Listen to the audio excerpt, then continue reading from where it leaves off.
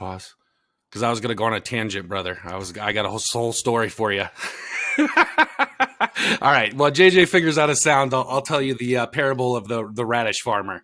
I love the story. I've heard it a few times, but it kind of goes congruent with what we're talking about now. And anyways, there's this dad and son. They own this radish farm, right? And they're producing radishes, and they sell it to this factory. And this factory takes 70% of their profit. So they're only making 30% as radish farmers. And the son goes to the dad and says, Dad, we're only making 30%. I feel like we could be doing better. This feels bad. What is this? And the dad says, I don't know what it is. It's not good. It's not bad. It just is. Well, the next day, one of their horses that they use for the radish farming, he breaks out of the pen, right? And all the horses go free. The kid comes to the son or to the father and says, Dad, this is bad. All of our horses are gone. We can't farm radishes anymore. And the dad says, I don't know if this is good or bad. It just is. The next day, that horse comes back and he's got 25 wild stallions behind him. And the son is just out there, happened to be doing some work on the land, and he closes the pen, and now they got 25 wild stallions. He goes to his dad and he says, Dad, this is great. We're out of the radish farming business. We're horse breeders now. We're going to make a killing.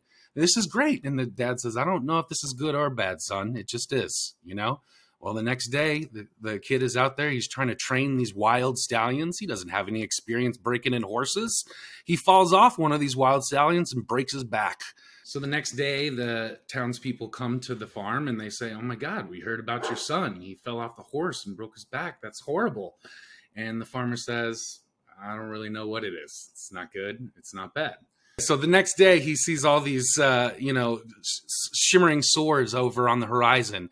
5,000 samurais are going to war, and they stop by this farm and they say, you need to send us all your able-bodied men. Your son's coming with us. He's got to go fight this war. And the dad says, I can't, he just got hurt. He can't go fight. The next day, all 5,000 of those samurais die. And the point of that story was we tell ourselves these stories, these things happen to us, and we put so much clout and meaning and definition of our lives and who we are to it.